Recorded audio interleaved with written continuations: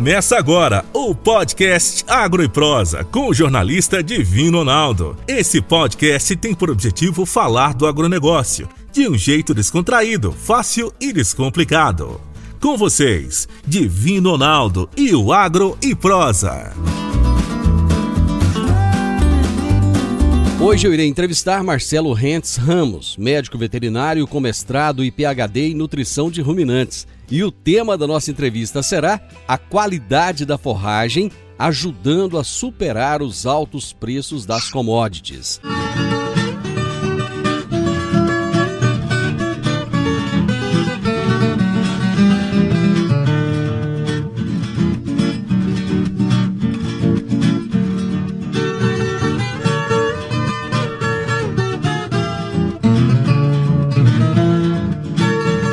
Marcelo, boa tarde, seja bem-vindo mais uma vez à Morada no Campo. Bom dia, doutor, bom dia a todos os ouvintes aí. Para mim é um prazer estar presente no seu programa. Tem levado muita educação e muito conteúdo legal para todos os produtores aí, alunos e pessoas que escutam o seu rádio. Então, para a gente é sempre um prazer participar, viu? Marcelo, o prazer é todo meu. Falar de forragem, falar de uma alimentação de qualidade para o gado é sempre um assunto atual. E hoje eu tenho certeza que você vai trazer grandes informações aqui para os produtores. Eu quero saber o seguinte, o que difere uma forragem de qualidade para uma forragem de baixo valor nutricional? Legal. Pergunta muito legal, e acho que só dar um passo atrás do seu comentário, Divino, é fundamental falar sobre a pecuária no Brasil.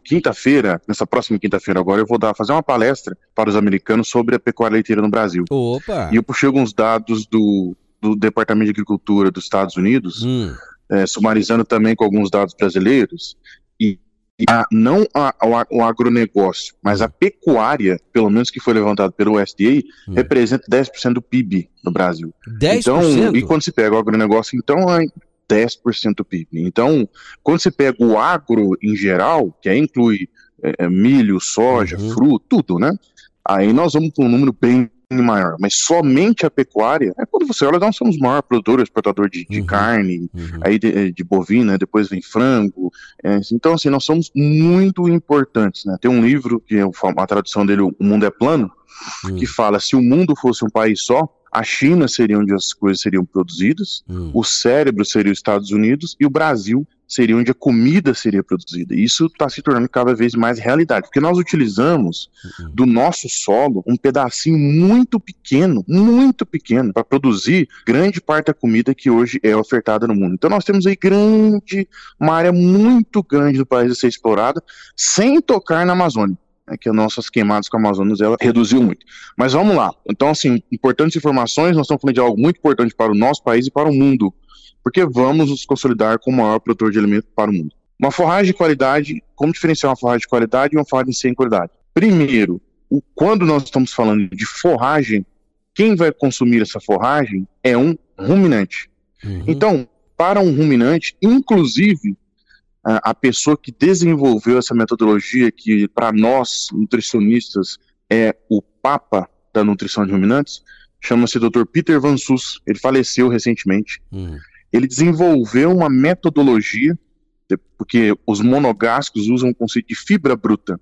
O Dr. Van Soest começou a entender, mas se eu tenho mais fibra bruta em um alimento, vamos ter menos consumo em um ruminante? Não. E se eu tenho menos, vamos ter mais consumo? Também não.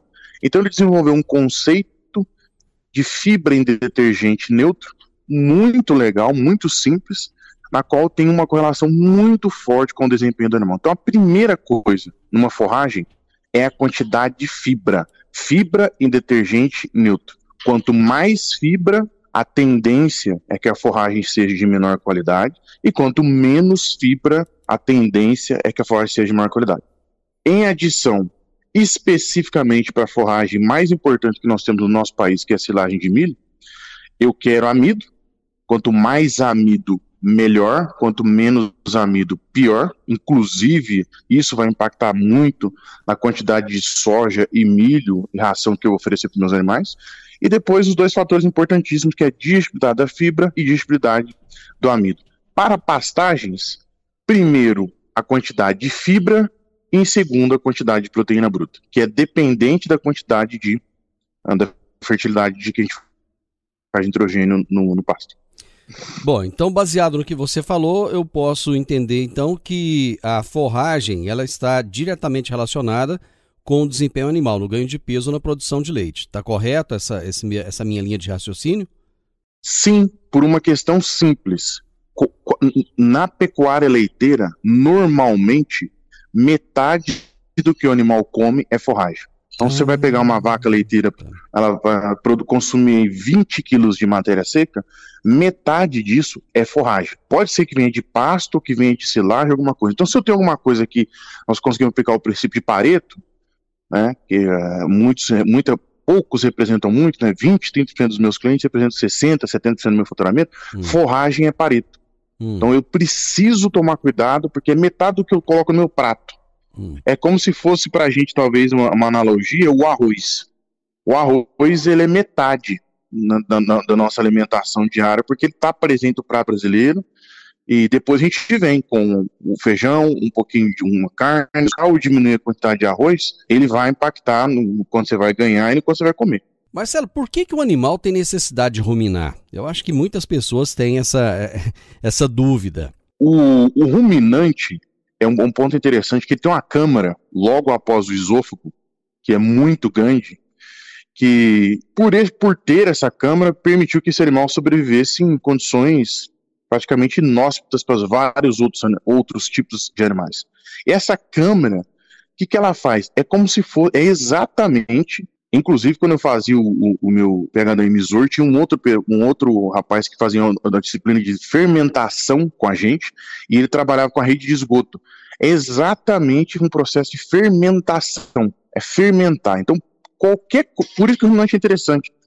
Qualquer coisa que você tiver de que não dê para alimentação humana ou monogástricos, polpa de beterraba, cenoura, casca normalmente de qualquer coisa, de soja, amendoim, tortilha, pizza, qualquer coisa. Você joga lá e ele vai fermentar. Desde que tenha-se um pH bom. Não vou falar um número não, mas tem que ter um pH bom, mínimo, para não ficar muito ácido. Quem que faz ter esse pH mínimo? A fibra. Por isso que ele precisa de fibra. Se ele não tiver fibra, o rumen para de funcionar, aí ele morre. Então temos uma quantidade mínima de fibra, e também se eu colocar muita fibra, eu não tenho um ganho de peso, não tenho a produção direito. Então a função do nutricionista é não colocar nem pouco e nem muita fibra.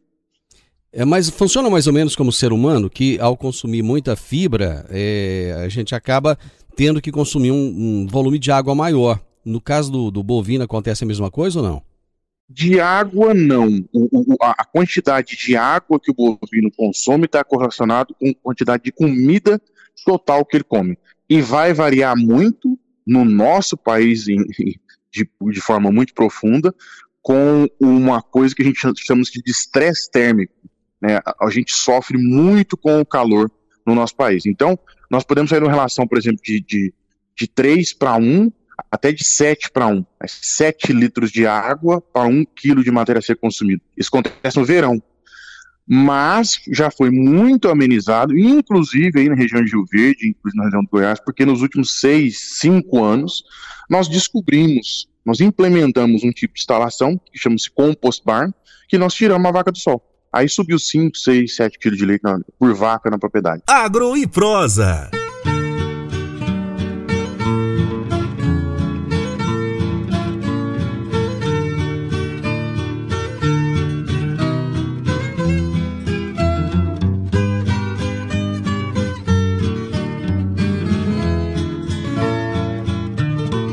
Você terminou o bloco falando a respeito do Compost Barn. É interessante que o conforto térmico dos animais tem sido um tema recorrente ultimamente, né, Marcelo? Divino, nós temos várias tecnologias disponíveis para se produzir carne e leite, focando aqui na parte de ruminantes do Brasil. A gente tem aditivos, a gente tem, posso colocar mais ração, eu posso tirar leite com robô, eu posso empurrar a comida mais vezes, eu posso colocar um inoculante, eu posso melhorar a qualidade de forragem, eu posso colocar um mineral orgânico, eu posso fazer o que eu quiser. Não existe nenhuma tecnologia que vai aumentar 6, 7, 8 quilos de leite numa vaca. Essa tecnologia chama-se conforto. E ela, hoje, por exemplo, existe uma certificadora no Brasil de bem-estar animal, que ela certifica se a sua fazenda está cuidando muito bem do bem-estar animal, olha uma série de fatores. Dentre os fatores que ela vai olhar na sua propriedade, ela vai colocar um termômetro no reto de 10 a 15 vacas, as vacas que produzem mais leite, e vai ver se a temperatura das vacas está ok. Se tiver muito quente, significa que o animal não está tendo um bem-estar animal. Aí você é reprovado. Aí você tem que voltar ou fazer um composto, colocar sombra, água, o que for. Mas o nosso país aumentou muito, mas muito a produção de leite, com os mesmos números de animais, devido ao cuidado que nós tivemos. E hoje os produtores conhecem, sabem da importância do conforto animal. Extremamente importante.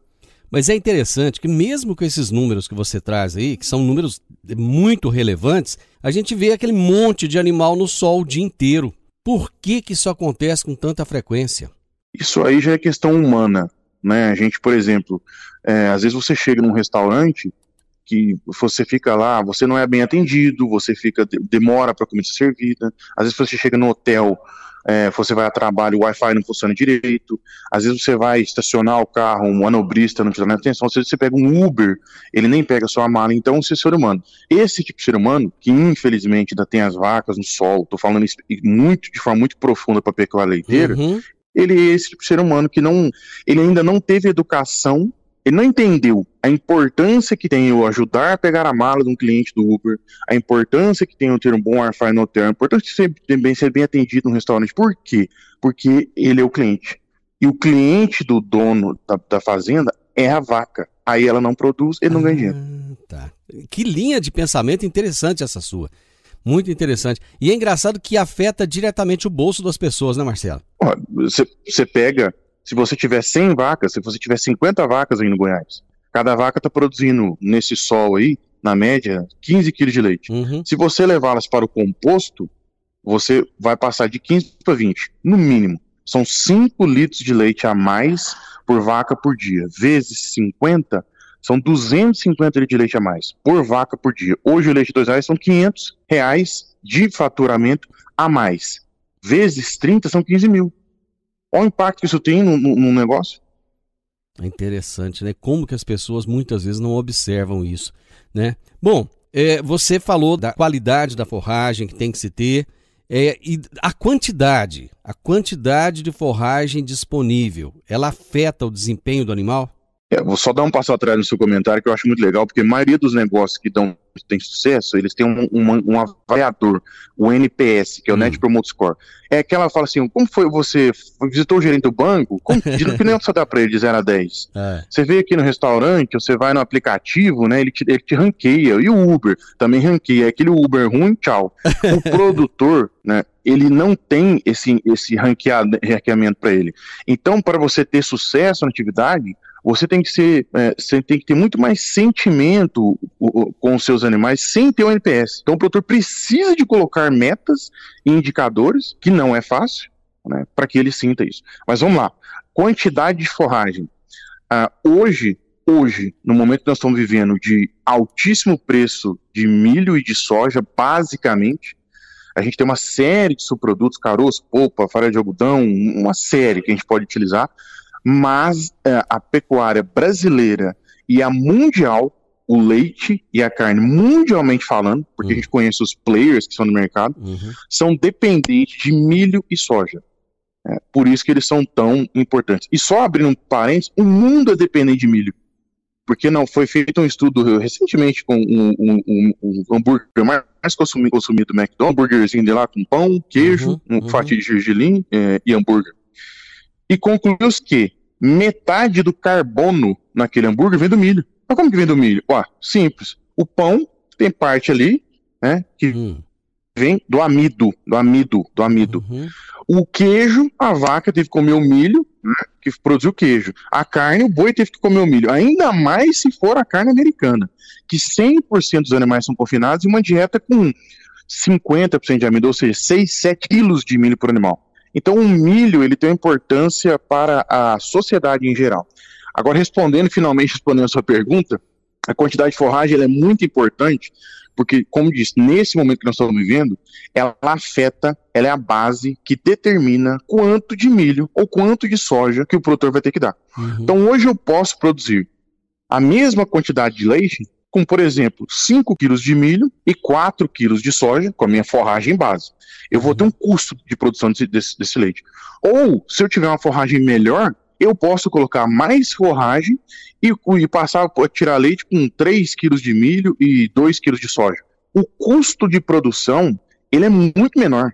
E a gente tem uma sobra para o produtor que ele é muito maior. Inclusive, quando o cenário estava muito bom, nós ajudamos vários produtores com esse pensamento de falar, cara, produz forragem de qualidade e faça uma boa gestão, porque agora tá bom. Porque no momento que estiver ruim, vai estar todo mundo perdendo dinheiro, você vai estar no mínimo empatando, você segura. Esses são os desafios da vida, né? Os momentos difíceis que você falou no começo do programa, os momentos fáceis. Agora está no momento difícil. Tá bom o preço do leite? Tá bom, mas tudo subiu muito, tudo, em geral, no mundo, né? Devido ao Covid. E é engraçado que eu acho que, resumindo tudo isso, a gente chega na palavra gestão, né?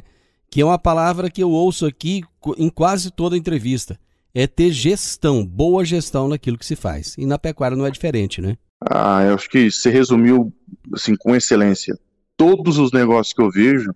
O seu programa, se você não tiver gestão de quem você vai entrevistar, em que momento, quem são as pessoas, como é que está sendo a audiência, e fazer toda uma programação, vira uma bagunça. Exatamente. Como era, né? Hoje eu não posso te falar, hoje eu não conheço. Mas como era na minha época, quando eu era adolescente na minha cidade, era uma bagunça. Eu nem sabia, pegava uma música, colocava outra, falava, não sei que negócio é esse. Quantos ouvintes que eu tenho por hora, quanto que a audiência vai chegar para quantas pessoas, e isso, quanto é que é, qual faixa de renda, isso é gestão.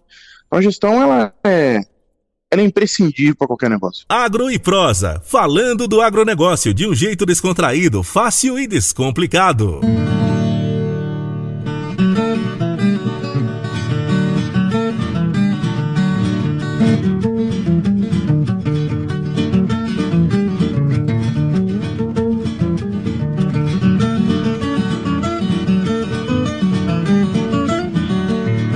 Marcelo, fala-se muito na agricultura em perfil de solo ideal. E na pecuária, como é que a fertilidade do solo interfere na qualidade da pastagem? Eu acho que no seu comentário você resumiu o que é muito importante. Na agricultura, ainda mais aí na região de Rio Verde, que é uma região de excelência em produção, na agricultura já é muito comum a utilização de agricultura de precisão, onde eu não estou falando mais de glebas de 10, 20 hectares, eu estou falando de gleba de 1 hectare. Então naquele 1 hectare ali eu coleto 10 amostras de 0 a 20, 20 a 40, agora as pessoas estão coletando até 1 metro para colocar gesso, né, calço lá embaixo para ajudar nos veranicos, e eu tenho uma estratificação, eu tenho uma noção do meu solo imprescindível. Na pecuária, nós não estamos nem a 1/10 do que nós estamos na agricultura. E quando nós temos agricultores que tornam-se produtores de leite ou de carne, a coisa anda muito mais rápido, porque eles entendem de qualidade do solo. Quando nós temos um pecuarista que nunca foi agricultor, ele não enxerga essa importância. Então, de uma primeira visão, o solo na pecuária, ele tem muito menos cuidado do que o solo na agricultura. Drástico, de forma drástica. Aí eu te pergunto, o pecuarista, se fosse para produzir soja, ele produziria 40 sacos de soja, enquanto o agricultor já está produzindo 60, 70. Só para fazer uma analogia com a mesma cultura. Então, se o agricultor fosse produzir forragem, ele produz, né? O agricultor que depois virou pecuarista, ele já produz uma forragem, uma produção de matéria seca, 70, 60, 65 toneladas de matéria verde, por exemplo, em um cenário de milho por hectare. O pecuarista, muitas vezes, ele vai cair para 50, 45. Por quê? Muito devido à qualidade do solo. Então, a pecuária ela é tão exigente quanto a agricultura. Não se pode pensar que a pecuária é mais simples, é menos exigente do que a agricultura. Seria uma forma simplista de imaginar isso. A pecuária leiteira é uma das atividades mais exigentes que tem, porque você tem que ser um bom agricultor, porque metade do que o seu bicho vai comer é forragem. Você tem que ser um bom agricultor, você trabalha com preço de commodities e o maior desafio dos produtores de leite é que eles não sabem o preço que eles vão receber. Você está vendendo, você está entregando suas pizzas ali, ó, todo dia, e você não sabe quanto vai entrar no caixa. No final do mês você vai ficar sabendo. Então, o desafio de lidar em uma fazenda hoje, que a mão de obra está mais complicada, com uma variação, uma volatilidade grande dos preços commodities, ela é muito grande. A pecuária leiteira, ela é muito dependente da agricultura. Por quê? Porque eu dependo da forragem. E, como eu te disse, o doutor Combes, foi meu professor lá em Madison, ele tem uma disciplina durante muitos anos que os alunos vão nas fazendas eles vão fazer dieta. E ele concluiu, ele pegou os dados de inúmeras fazendas e mostrou, não tem produtor de leite nos Estados Unidos que ganhe dinheiro com leite sem ter forragem de qualidade. Então, a forragem é essencial. E voltando à sua pergunta, o solo, a qualidade do solo, é imprescindível para a produção de matéria seca. De uma maneira geral, os elementos do solo não impactam a qualidade do material, nem do pasto, nem da silagem. Eles impactam muito a produtividade. Tá? Então nós precisamos de ter um pH ideal, cálcio, fósforo, etc., potássio, para que a forragem possa produzir. Mas a qualidade, de uma maneira geral, não.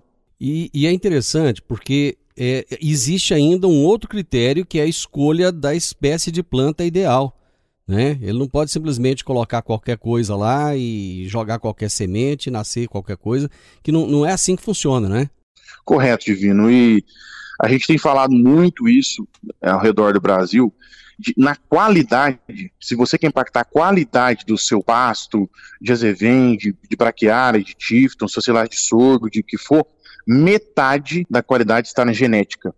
E tem uma continha simples, mas ela demora um pouquinho para ser feita, mas eu queria deixar esse recado para o produtor, tanto de carne quanto de leite. Não economizem em qualidade de semente. Se você ganhar uma semente que vai te produzir uma forragem de baixa qualidade, versus uma semente que vai te custar 600, 500, 700 reais no saquinho de milho, você ganha mais dinheiro pagando 700 do que ganhando de forma gratuita a semente que você ganhou aí. Porque é muita diferença na qualidade. É muito leite por hectare, é muito arrobo por hectare que você está ganhando. Como definir a forragem? De uma maneira geral, né, hoje, inclusive, nessa apresentação para os Estados Unidos, eu peguei os dados do top 100 do Brasil, os top 100 produtores de leite do Brasil. E de uma maneira geral, a tendência é que a produção de leite ela se mova cada vez mais para animais confinados. Tá? Tem sido um grande desafio se produzir uma quantidade grande de leite com pasto. E normalmente, quando você vai confinar, aí a forragem imbatível chama-se silagem de milho. Para pasto, aí depende muito das condições climáticas, edafoclimáticas. Aí a quantidade de sol, umidade, pragas presentes na região, chuva. Aí nós precisamos realmente de um agrônomo te ajudar a determinar. Não existe esse estigma na cabeça do produtor que o tifton é melhor que a braquiária, que o azevém é melhor que o pânico, que isso não existe. Porque toda semente começa do zero. Como eu vou tratar em um manejo? Porque eu te falo, nós somos um laboratório, nós temos braquiárias melhor que alfafa.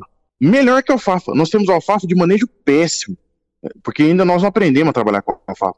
Nós temos azevém e tifton de manejo péssimo. Eu tenho braquiária bem manejada, de qualidade excepcional. Marcelo, o que faz isso? No pasto, o manejo, né? A altura de entrada, a altura de saída, que normalmente, no mundo todo, foi até um pesquisador americano que desenvolveu essa frasezinha, que é o seguinte: você take half and leave half, ou seja, você pega metade e deixa metade. Você tem 1 metro de altura, você vai deixar 50. Você vai entrar com 50 centímetros, você deixa 25. Por uma questão de carboidrato raiz e um monte de coisa legal.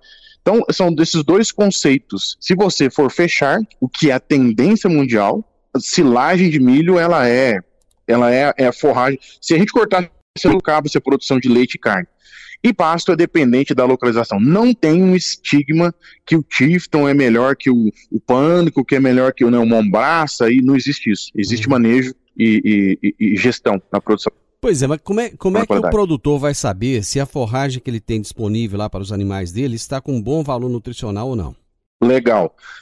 Aí chama-se análise. Ele, igual só, como é que eu vou comprar uma fazenda, muitas vezes, vamos ver quanto que eu vou adubar para produzir minha soja, meu milho, meu algodão, que seja, faz uma análise do solo. Então ele precisa fazer uma análise da forragem. Em cima dessa análise, é o que a gente fala para os produtores. Fala assim, bom, vamos supor, você fez uma análise aí da sua silagem de milho e ela deu ruim.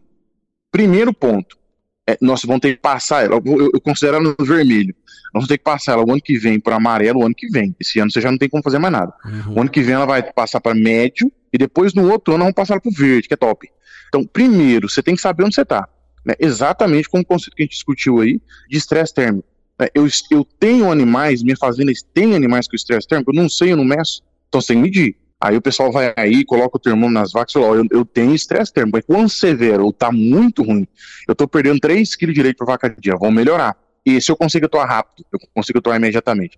Agora eu tô perdendo meio até eu não perder nada. Então, análise é fundamental. Marcelo, eu acho que a gente conseguiu resumir muita coisa. Lógico que o assunto, ele vai longe, não acaba, né? Mas o nosso tempo acabou, infelizmente. Com certeza, em breve, você volta aqui para dar continuidade e trazer mais informações. Eu agradeço extremamente a sua disponibilidade. Você está em que local hoje?